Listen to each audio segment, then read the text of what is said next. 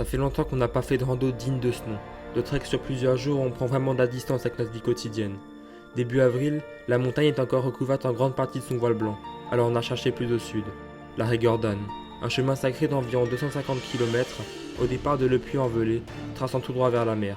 L'itinéraire étant relativement plat, on a décidé de le pimenter en se lançant le défi de réaliser un marathon par jour. Mais tout ne s'est pas passé comme prévu. Le petit réveil à 5h30 ce matin. Et là, il est 6h justement. Je me suis fait un petit café qui a failli déborder, sauver des justesses. On a bien dormi sur un spot vraiment sympa avec les lumières comme ça.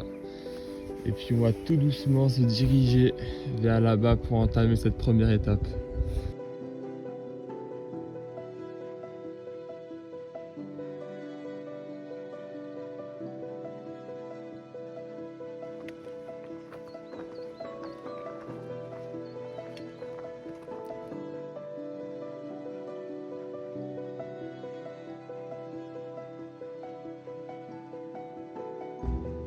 Après avoir traversé plusieurs villages et longé de nombreux champs, on retrouve un peu de forêt.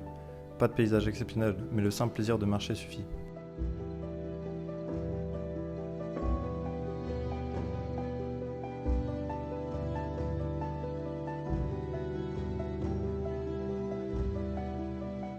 Nous mangeons peu après l'endos avant d'entamer les 17 km restants. Beaucoup de routes de champs à nouveau cet après-midi, perdues au milieu de l'immensité de ce plateau. Impossible de dire dans quelle partie de la France on est si on ne le savait pas. Les paysages nous rappellent la première portion de la grande traversée du Jura.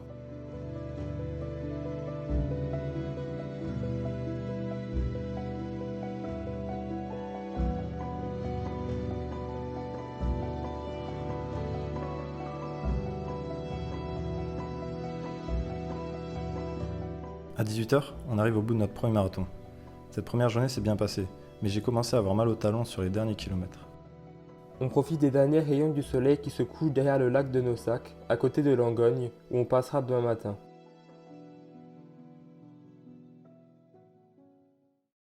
Il est 5h45, on se lève à 5h30 comme d'hab. Et là on est un peu dans l'incompréhension parce que normalement la nuit, enfin cette nuit et même les autres nuits, il prévoit 5 degrés. Sauf que là, regardez. Ça a givré. Voilà quoi, il y a comme une petite couche de givre.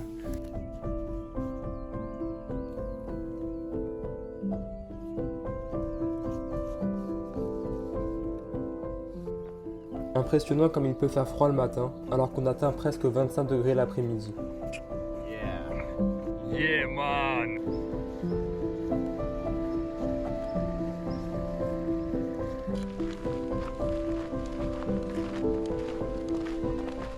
Voilà, quand je vous dis que il a fait froid cette nuit, c'est pas des lol, regardez-moi ce gel. J'étends la tente sur le sac pour éviter qu'elle soit trempée ce soir.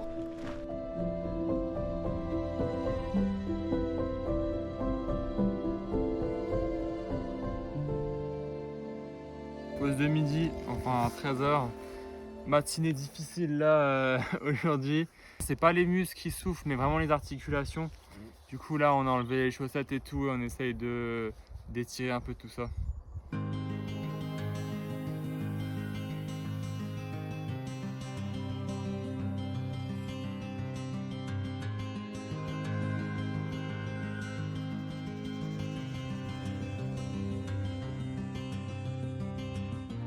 En ce début d'après-midi, on se dirige vers une zone beaucoup plus sauvage, avec pour objectif un beau spot repéré sur la carte pour bivouaquer ce soir.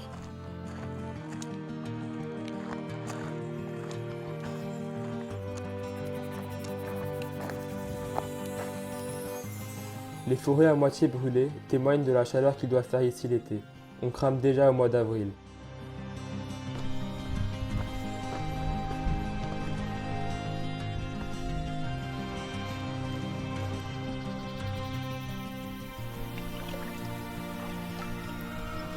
Fin d'étape compliquée là, ça fait 1h30 qu'on marchait sans trouver d'eau.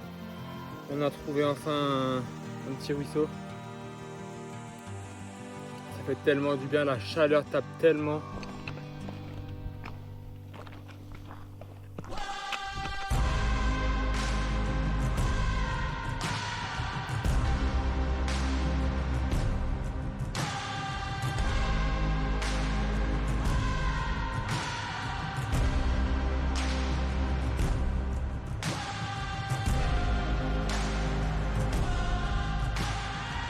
Après avoir un peu galéré pour poser la tente à moitié sur le chemin, on profite de ce cadre exceptionnel. 43 km à nouveau aujourd'hui, mais les douleurs se font ressentir plus tôt dans la journée, ce qui présage rien de bon. On finit la journée sur ce magnifique coucher de soleil, entre vues plongeantes sur les gorges du Chassac et le petit village fortifié d'Agard-Guérin.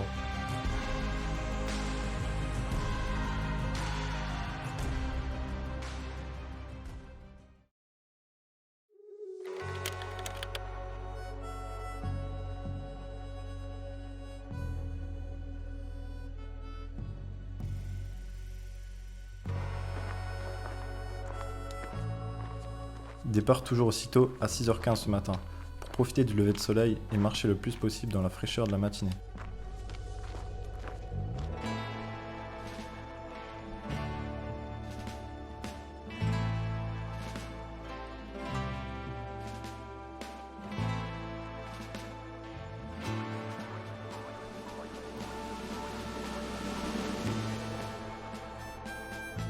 On redescend sur le barrage le long du lac pour rejoindre Villefort, où on a hâte de chercher des pains au chocolat.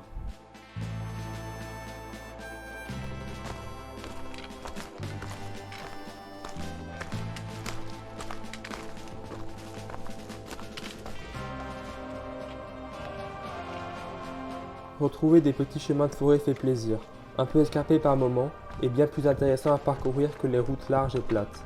Mais revient vite le bitume.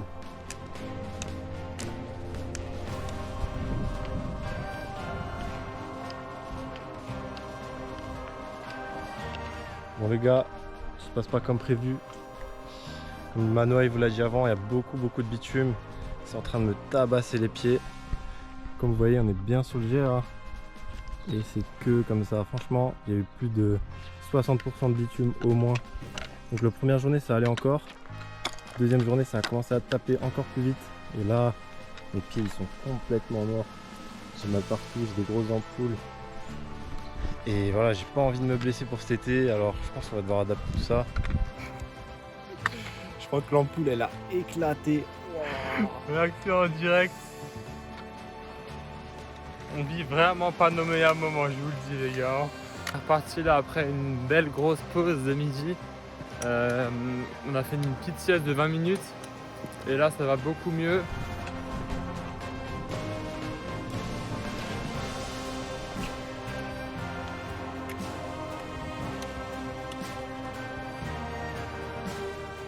Troisième soir sur le spot de bivouac. Aujourd'hui, malheureusement, on n'a pas réussi le défi du marathon. On a fait seulement 36 km. Très mal aux pieds. Trop de bitume. Trop de bitume. On l'a assez dit, je pense, dans la vidéo. Ouais. Tom, c'est le talon. Moi, c'est les bouts de plantaire. Et j'avais un peu mal aussi aux genoux sur la fin. Mais bon, c'est comme ça. On est sur un spot pas mal avec un beau château derrière.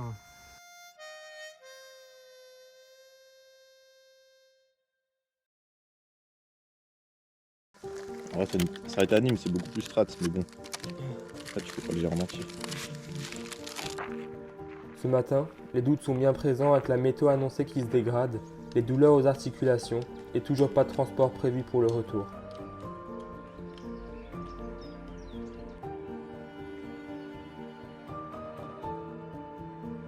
Il commence à pleuvoir. Là, c'est que des petites gouttes, mais ça risque peut-être de s'intensifier. Le ciel est bien noir.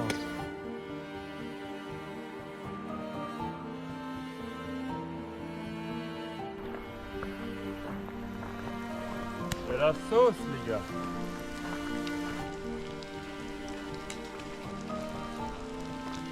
En fait, il fait pas spécialement froid, mais avec l'humidité et la pluie, on est vachement mouillé. Et donc du coup là on a fait une pause parce que ça fait déjà 17 km qu'on marche. Et ouais, du coup ça refroidit bien.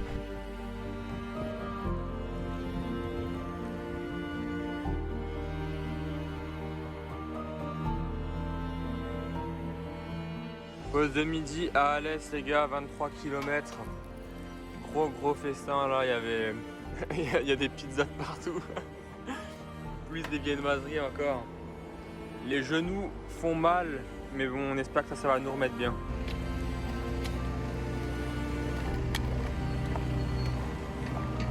La traversée d'Alès est longue et difficile sur le bitume, les articulations souffrent et le temps n'arrange rien. La pluie, toujours la pluie. Jamais ça s'arrête.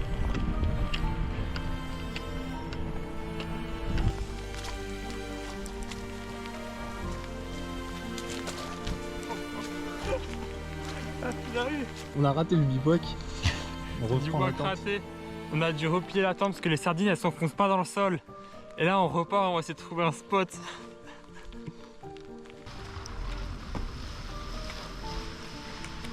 On était en PLS depuis 16 heures, il pleut de ouf. On n'avait plus de jambes, on était mort de chez mort. Vous avez vu, on a voulu poser la tente, on n'a pas réussi. On arrive comme ça, je vois une grosse maison, je me dis peut-être qu'ils ont de la place à la cave ou au garage, ou enfin bref. Je sonne, là il y a un mec. D'abord il regarde bizarre comme ça et je lui dis on fait de la randonnée, on est sur le chemin, est-ce qu'on peut juste dormir à la cave quoi? Et il nous dit ouais, moi je suis randonneur aussi, j'ai fait la haute traversée des Pyrénées. Du coup il nous a accueillis, là on est dans une chambre. Vas-y montre un peu la chambre là.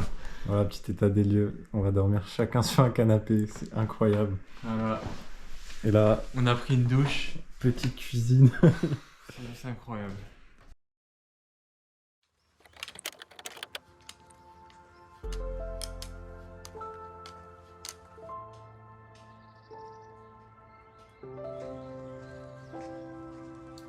Départ pour le jour 5, assez tardivement on peut le dire, à 7h30 pour vous donner une idée. Hier on est parti à 6h, mais bon avec le confort qu'on avait là c'était impossible de ne pas en profiter. Donc on a préféré bien dormir un peu plus longtemps et puis partir que maintenant. C'est l'avant-dernière grosse étape. Et voilà les super portions de la Régordane sur la route.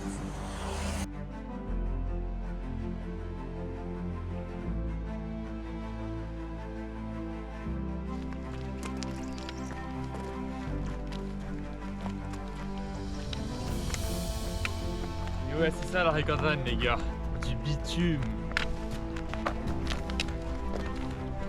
Pause de midi à Saint-Chapt aujourd'hui, 20 km ce matin. Très monotone malheureusement, on ne vous cache pas que là c'est vraiment pas le kiff du tout même.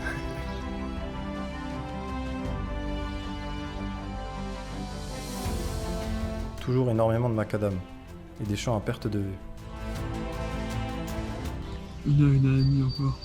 7h30 on se pose, comme ça on est bien. Ouais. Qu'est-ce que on va esquiver la pluie?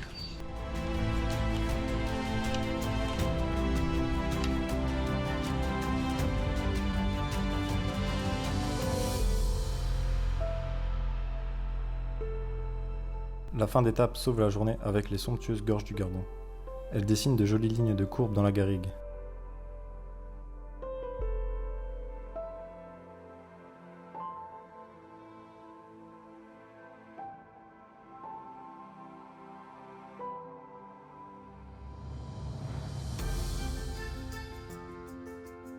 On pose le bivouac plus tôt aujourd'hui, à 17h, en plein milieu du chemin.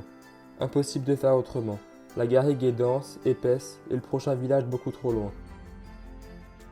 Seulement 32 km aujourd'hui, mais ça suffira.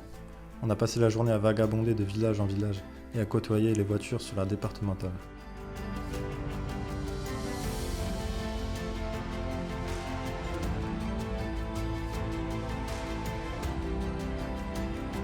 Le bivouac est pour nous le moment le plus attendu de la journée. On prend le temps de réchauffer notre eau, puis de manger notre semoule en savourant les kilomètres parcourus. Tout a une saveur tellement différente après l'effort.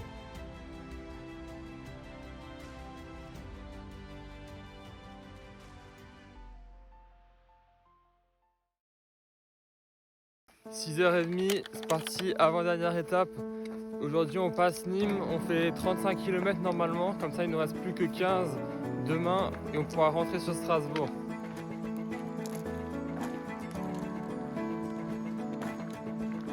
Finalement, on a eu beaucoup de chance sur la météo. Les flaques d'eau sont les restes d'il y a 2 jours puisqu'il n'a pas plu hier ni ce matin.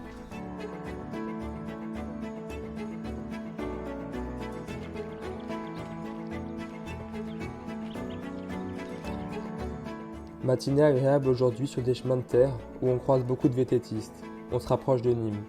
La chaleur arrivant beaucoup plus tôt dans la journée nous confirme qu'on est bien dans le sud.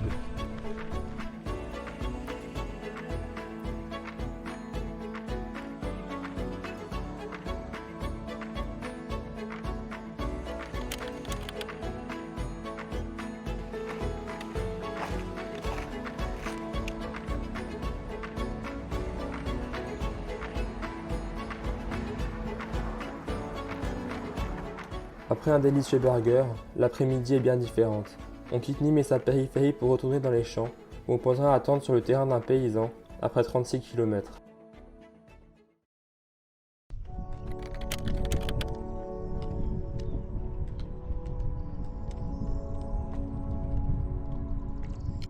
Dernier jour, il ne nous reste plus que 15 km pour rejoindre Saint-Gilles. Beaucoup de vent aujourd'hui, le mauvais temps arrive.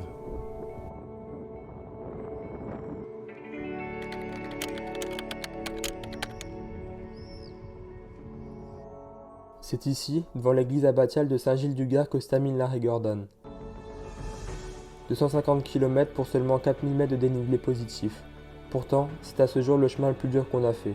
Après 2 jours à enchaîner un marathon, tel était le défi qu'on s'était lancé, nos genoux, talons et voûtes plantaires ont dit stop face à tout le bitume rencontré sur le chemin. Ce matériau est une révolution pour les déplacements en voiture ou encore à vélo, mais est terriblement traumatisant pour les articulations lorsqu'on y marche toute la journée. Vous avez vu durant toute la vidéo des magnifiques paysages, mais nous tenions à vous prévenir. Le chemin de Régordon, c'est à 80% du bitume.